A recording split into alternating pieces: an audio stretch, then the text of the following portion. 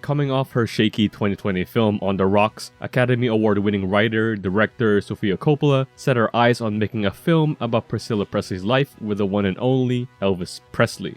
It's the second year in a row that a film comes out that's set around the life of Elvis, and as weird as it sounds, Coppola's film is through an entirely different perspective.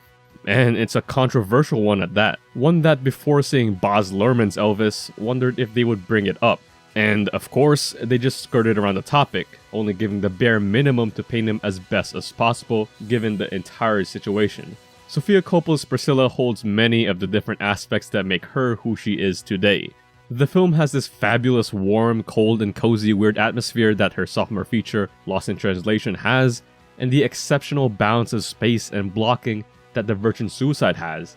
Accompanying these clean, dreamlike visuals is the film's production design. The soft, neutral pastel textures of everything are perfect for the tone and story of the film. It also has an exceptional soundtrack to match, and again, Sofia Coppola's music taste is perfect given the vibe it's going for.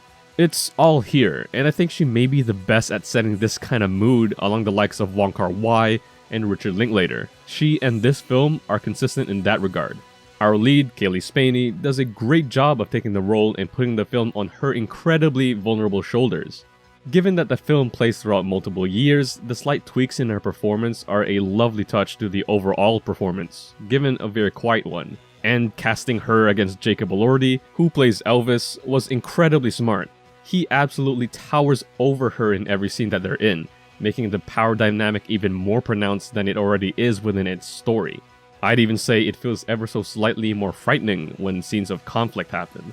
Elordi gives an excellent supporting actor performance, and given that he isn't the main focus of the story, he gives Austin Butler's performance a run for his money. He has the look and the vibe, and I think his role in this and Saltburn may solidify him as the next Brad Pitt type of movie star, and that's saying a lot.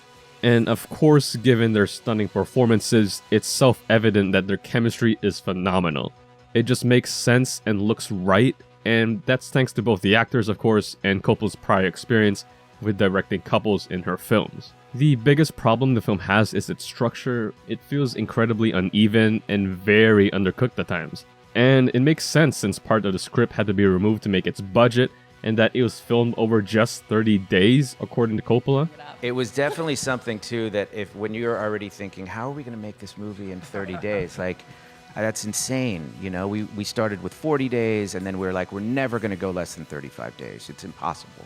And then the next thing you know, you're like, okay, so 30 days, it's going to be great. We're going to figure it out. And then I look over one day, and I think they're building a set, and I'm like, I don't remember a tennis scene in this movie. What's happening?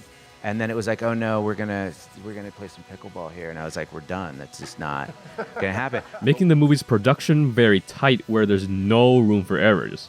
And honestly, I didn't feel this way until I got to about the midpoint of the film, where it just felt like scenes were just stitched together. Transitions from scene to scene felt jarring, and through the pacing of the wheels it set up in its first half or maybe even 2/3. Speaking about thirds, when the film ends, it just ends. It's missing an emotional punch I felt like it needed to have. Like, even though it ends somewhat positively, the film feels unintentionally unsure about its decision to end where it ends, further supporting the fact about it being underbaked at times. But overall, it's a very good effort from Sofia Coppola. Her signature style and vibe is alive and well. Spaney and Elordi are great in this. Beautiful dreamlike cinematography. It's just a bit underbaked where the ending just fizzled out. I'm feeling a strong 3.5 stars on Sofia Coppola's Priscilla. Let me know your thoughts down in the comments below, like and subscribe, and thanks for watching.